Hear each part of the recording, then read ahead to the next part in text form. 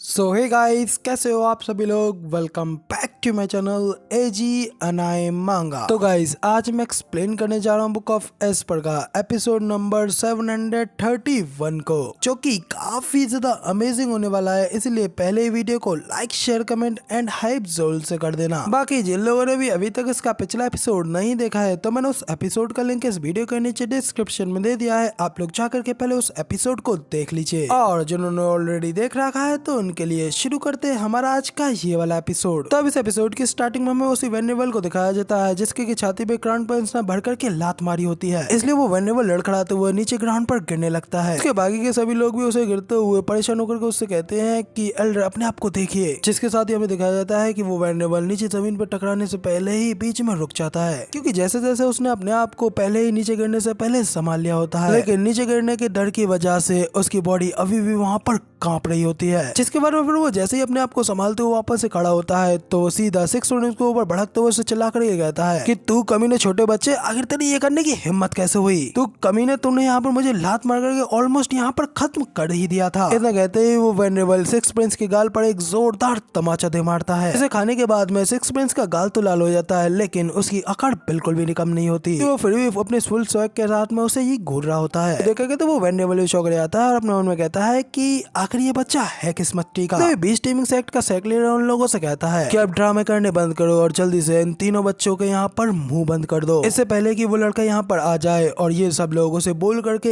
इत्तला कर दें और हमारी सारी प्लानिंग पे पानी फेर दो। उससे पहले इनका मुंह किसी कपड़े से बंद कर दो। बाकी के सभी लोग भी सेक्ट मास्टर की बातों पर एग्री करते हैं। वक्त आसमान से एक और बंदा सेक्ट लीडर कहते हुए वहाँ पर उसकी ओर ही आ रहा होता है। वहाँ पर बीच टीमिंग सेक्ट का एक आदमी होता है और वो सेक्ट लीडर को वहाँ पर रिपोर्ट करने के लिए आया होता है कि ज़ूफेन हम लोगों का पीछे करते हुए यहाँ पर आने ही वाला है। सुनकर तो सेक्ट लीडर भी काफी ज्यादा खुश हो जाता है और हंसते हुए कहता है कि बहुत अच्छे, आखिरकार फाइनली उस बच्चे ने हमारा चारा ले ही लिया और अब वो खुद यहाँ पर हमारे जाल में फंसने के लिए आ ही रहा है। अब जल्दी करो, जल्दी से यहाँ से चले जाओ और कहीं जाकर के छुप जाओ, और याद रखना वो लड़का तुम सब लोगों को बिल्कुल भी सेंस ना कर पाए। वहाँ पे पीछे ये सब कुछ सुनने के बाद में लियानर भी अपने मन में कहती है कि ओ, तो ये सब ट्रैप इन लोगों ने बिछाया है, लेकिन क्या सच में ज़ूफेन इतनी आसानी से इन लोगों के ट्रैप में फंस जाएगा? उसी वक्त वहाँ पर ज़ूफेन भी उड़ता हुआ ठीक उसी जगह पर आ जाता है। सेक्ट लीडर नीचे प्लेटफॉर्म के ऊपर ज़ूफेन का इंतजार कर रहा होता है और उसके साथ ही वो तीनों लोग भी वहाँ पर उन पिलर्स से बंधे हुए होते हैं। और तभी वहाँ पर ज़ूफेन भी रुकता है और रुक करके उस सारे नजारे को वहाँ पर देखने लगता है। और तभी सेक्ट लीडर भी ज़ूफेन से कहता है कि ज़ूफेन, आखिरकार तुम फाइनली यहाँ पर आ ही गए, तो बताओ क्या तुम सच में यहाँ पर इन लोगों को जिंदा बचाना चाहते हो? तो जल्दी से यहाँ पर मेरे सामने आओ और अपनी हार मान लो, वरना ये लोग यहाँ पे मारे जाएंगे। जिस पर तो ज़ूफेन उसे कहता है कि नहीं, आखिर किसने कहा कि मैं यहाँ पर इन लोगों को बचाना चाहता हूँ? पहले तो ज़ूफेन की नाक के ऊपर तो सेक्ट लीडर का ध्यान भी नहीं जाता और वो उससे आगे कहता रहता है कि अगर तुम ऐसा करना चाहते हो तो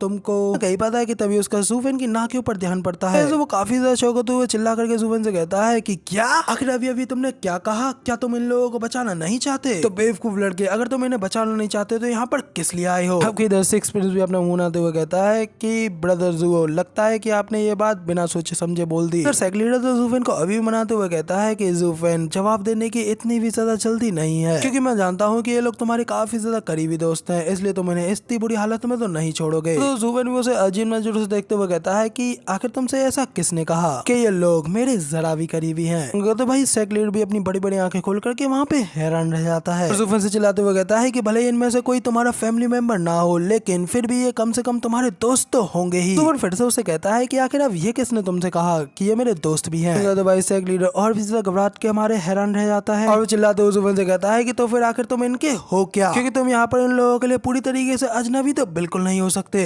क्योंकि मुझे पता है कि तुम यहाँ पर इन लोगों को जरूर से बचाना चाहते हो। जिस पर ज़ूफेन उन्हें बताता है कि उनमें से 2 तो पहले मेरे दुश्मन हुआ करते थे, जबकि तीसरे से मैं यहाँ पर बस आज ही मिला हूँ। जब तुम सेक्ट लीडर फिर ज़ूफेन से पूछता है कि अगर तुम यहाँ पर इन लोगों को बचाने के लिए नहीं आए हो तो फिर आखिर यहाँ पर किस लिए आए हो? तो ज़ूफेन उससे कहता है कि क्या मैंने पहले ही तुमसे ये नहीं कहा कि मैं यहाँ पर तुम लोगों का कल्टीवेशन पैराडाइज देखने के लिए आया हूँ? मेरे पास में यहाँ पर ये एक फ्लोर फेरी है जो कि मुझे यहाँ पर इस डायरेक्शन में लेकर के आई है, क्योंकि इसकी वजह से वो जगह यहीं आसपास है। तो मैं यहाँ पर तुम्हें पहले ही बता दूं कि मैं यहाँ पर सिर्फ और सिर्फ इस फेरी की डायरेक्शन को फॉलो करते हुए ही आया हूँ, इसलिए अब तुम यहाँ पर बिना मेरी चिंता के यहाँ पर इन तीनों लोगों को किडनैप करे रख सकते हो, और इस सब के लिए मैं तुम लोगों को बिल्कुल भी डिस्टर्ब नहीं करूंगा। कहकर ज़ूफेन वापस से अपनी बड़ी सी डेमोनिक स्वॉर्ड को बाहर निकालता है और इस जगह को देखते हुए कहता है कि शायद यही वो जगह होनी चाहिए जैसे कि मैं यहाँ पर ढूंढ रहा हूँ, और मुझे भी पूरा यकीन है कि तुमने भी यहाँ पर मुझे घात लगाकर मारने की पूरी योजना यहाँ पर बनाई होगी, इसलिए मैं नहीं चाहता हूँ कि कोई यहाँ पर बाद में मुझे डिस्टर्ब करने के लिए यहाँ पर रहे। मैं यहाँ पर पहले ही मेक श्योर कर देना चाहता हूँ कि कोई भी यहाँ पर बाद में मुझे डिस्टर्ब करने के लिए यहाँ पर जिंदा ही ना बचे।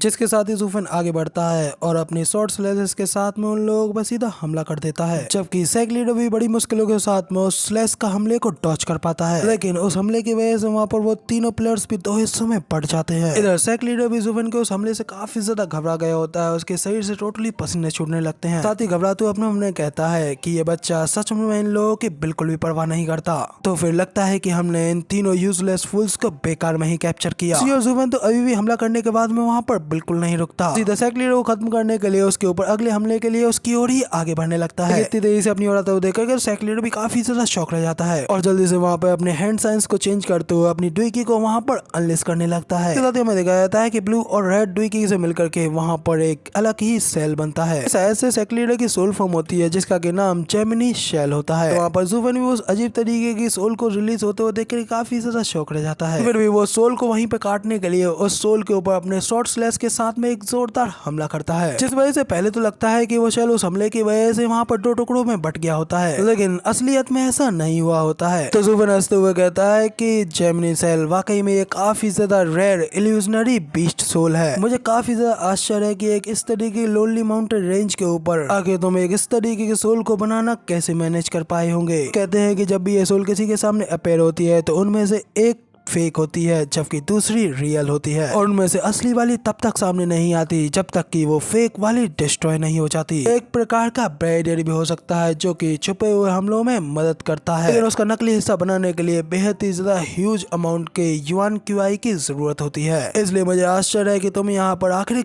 कब तक टिक पाओगे। जेमिनी सेल के बारे में ये सारी डिटेल में ज़ूफन के मुंह से सुनते हुए देख करके सैक लीडर भी शौक होते हुए कहता है कि शिट, आज से पहले मेरा ये जेमिनी सेल कभी भी वेस्टरलैंड में अपेयर नहीं हुआ है। आखिर तुम्हें मेरे इस सेल के बारे में मुझसे भी ज्यादा बेहतर तरीके से कैसे पता है। तो ज़ूफन पलक झपकते ही वहाँ पर सैक लीडर के पीछे अपेयर हो जाता है, ठीक उसके पीछे अपनी डिमोनिक स्वॉर्ड रखते हुए उससे कहता है क्योंकि मैं यहाँ पर पहले ही ये सब कुछ चीजें देख चुका हूँ। इतना कहते ही अगले ही पल वहाँ पर ज़ूफन अपनी डिमोनिक स्वॉर्ड को ठीक सैक लीडर की छाती के आर पार कर देता है, लेकिन अगले ही पल हमें पता चलता है कि वही सैक लीडर की चाल होती है। वहाँ पर वो डिस्ट्रॉय होने वाला असली सैक लीडर नहीं बल्कि उसकी वो फेक जेमिनी शेल होती है। इसलिए वो जेमिनी शेल तो वहाँ पे गायब हो जाती है, लेकिन ज़ूफन की वो डिमोनिक स्वॉर्ड उस ग्राउंड से जाकर के टच हो जाती है। जब ज़ूफन भी पीछे खींचने लगता है तो वो भी ये देख कर काफी ज्यादा शॉक होते हुए अपने मन में कहता है कि आखिर यहाँ पर ये सब क्या चल रहा है, आखिर मैं इस स्वॉर्ड को वापस पीछे क्यों नहीं खींच पा रहा हूँ। और उसी वक्त रियल वाला सैक लीडर भी ज़ूफन के पीछे अपेयर होता है, सीधा ज़ूफन के पीछे से उसके ऊपर लात मारते हुए उससे कहता है तुम लिटिल बास्टर्ड, आखिरकार तुम मेरे इस ट्रैप में